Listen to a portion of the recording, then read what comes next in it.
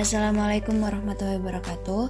Kami dari kelompok 2 akan mempresentasikan hasil diskusi kami yang berjudul Asal-usul alam semesta menurut teori sains modern dan teori dalam Al-Quran. Kelompok kami terdiri dari 3 orang, yaitu Silvi Titasari, Ratna Wulandari, dan Dewi Sintanuriah. Pada materi kali ini, kelompok kami akan membahas 3 poin penting. Yang pertama yaitu asal-usul alam semesta berdasarkan teori sains modern. Yang kedua, asal-usul alam semesta berdasarkan teori dalam Al-Quran. Dan yang ketiga yaitu hubungan teori sains modern dan teori dalam Al-Quran terhadap penjelasan asal-usul alam semesta.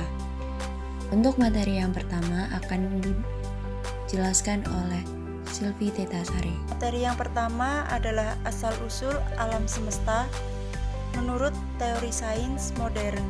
Big Bang atau dentuman besar adalah salah satu model kosmologi ilmiah mengenai bentuk awal dan perkembangan alam semesta. Teori ini menyatakan bahwa alam semesta berasal dari kondisi super padat dan panas, yang kemudian mengembang sekitar 13,7 miliar tahun yang lalu. Dari pengukuran terbaik pada tahun 2009 memperkirakan hal ini terjadi sekitar 13,3 sampai 13,8 miliar tahun yang lalu dan terus mengembang sampai saat ini. George Limit adalah seorang biarawan Katolik Romawi Belgia yang mengajukan teori dentuman besar mengenai asal-usul alam semesta. Walaupun ia menyebutnya sebagai hipotesis atom purba, kerangka model ini bergantung pada relativitas umum Einstein dan beberapa asumsi-asumsi sederhana seperti homogenitas dan isotropi ruang. Persamaan yang mendeskripsikan teori dentuman besar dirumuskan oleh Alexander Friedman Eitman. Teori dentuman besar dikembangkan berdasarkan pengamatan pada struktur alam semesta beserta pertimbangan teoritisnya. Fase terawal dentuman besar penuh dengan spekulasi. Model yang paling umumnya digunakan mengatakan bahwa alam semesta terisi secara homogen dan isotropis dengan rapatan energi yang sangat tinggi, tekanan dan temperatur yang sangat besar, dan dengan cepat mengembang dan mendingin. Selanjutnya materi yang kedua, asal-usul alam semesta menurut teori dalam Al-Quran. Teraya disebut sebagai ayat-ayat yang menjadi sumber ilmu dan pelajaran bagi manusia. Dalam Al-Quran, banyak ayat-ayat yang berbicara mengenai penciptaan alam semesta yang diungkapkan dalam bentuk yang bermacam-macam. Al-Quran menekankan bahwa Allah telah menciptakan segala sesuatu, baik yang di langit maupun di bumi.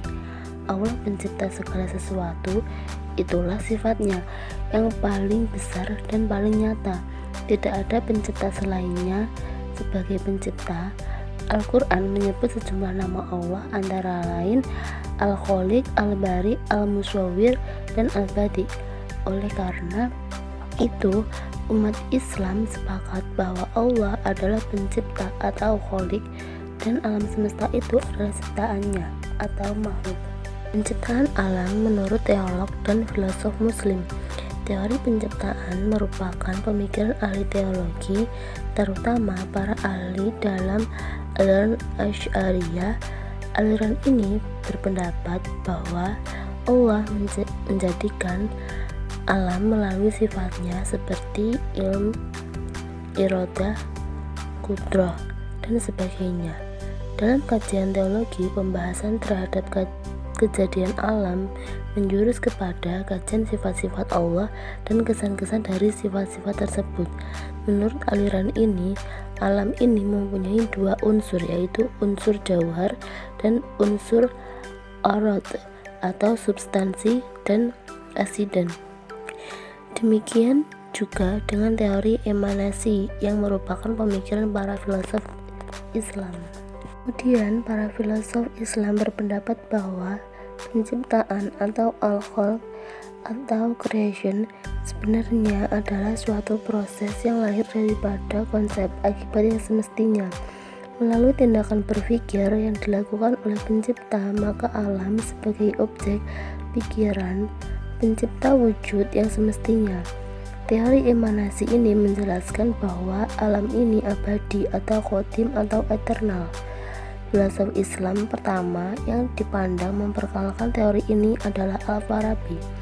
Menurutnya, alam semesta ini dijadikan secara melimpah. Teori ini diambil dari Neoplatonisme yang mengatakan bahwa alam ini terjadi karena limpahan dari Yang Esa. Wujud pertama yang melimpah adalah satu, yakni akal. Dengan demikian, keanekaan alamiah itu tidak secara langsung dimulai dari Tuhan, tetapi dari akal pertama yang melimpah mengandung keanekaan potensial sebagai sebab langsung bagi keanekaan aktual di alam empiris. Berdasarkan teori ini, Tuhan terpelihara keutuhan zatnya dari keanekaan karena Tuhan bukan langsung dari wujud empiris. Selanjutnya, proses penciptaan alam semesta dalam Al-Quran. Allah Subhanahu wa Ta'ala menciptakan alam semesta beserta isinya secara berproses. Allah Subhanahu wa Ta'ala mengajarkan bahwa segala sesuatu membutuhkan proses, tidak terjadi dalam sekejap saja. Walaupun hanya Allah Subhanahu wa Ta'ala yang tahu betapa kuasanya sebenarnya dapat membuat semua hal dalam sekejap dengan menyebut kun fayakun. Sesungguhnya Allah Subhanahu wa Ta'ala telah menjelaskan segalanya mengenai proses terciptanya alam semesta kepada setiap hambanya yang beriman. Yang perlu ditafakuri lagi adalah bahwa Al-Quran menjelaskan semua itu sebelum ilmu pengetahuan dan teknologi dapat mencapainya pada masa tersebut. Disebutkan dalam Quran surat Hud ayat 7 yang artinya, dan dialah yang menciptakan langit dan bumi dalam 6 masa dan adalah singgasananya atau sebelum itu di atas air, agar dia menguji siapakah di antara kamu yang lebih baik amalnya. Dan jika kamu berkata kepada penduduk Mekah, sesungguhnya kamu akan dibangkitkan sesudah mati, niscaya orang-orang yang kafir itu akan berkata, ini tidak lain hanyalah sihir yang nyata. Materi yang ketiga yaitu hubungan antara teori sains dan teori dalam Al-Quran tentang penjelasan alam semesta. Alam semesta adalah ruang di mana di dalamnya terdapat kehidupan biotik maupun antibiotik serta segala macam peristiwa alam yang dapat diungkapkan maupun yang belum dapat diungkapkan oleh manusia. Kekuasaan Allah Subhanahu wa Ta'ala berdasarkan surat Az-Zariyat ayat 47 yang artinya, dan langit itu kami bangun dengan kekuasaan kami dan sesungguhnya kami benar-benar berkuasa. Dengan demikian, ayat-ayat tentang alam semesta tidak dimaksudkan untuk memenuhi kebutuhan informasi-informasi ilmiah. Ada satu teori sains yang sependapat dengan kandungan dalam ayat Al-Quran, yaitu teori Big Bang. Dalam perspektif agama Islam, merupakan salah satu teori mengenai terciptanya alam semesta. Diketahui bahwa teori Big Bang tercipta dari sebuah ledakan komis sekitar 10-20 miliar tahun yang lalu, yang mengakibatkan adanya ekspansi atau pengembangan alam semesta.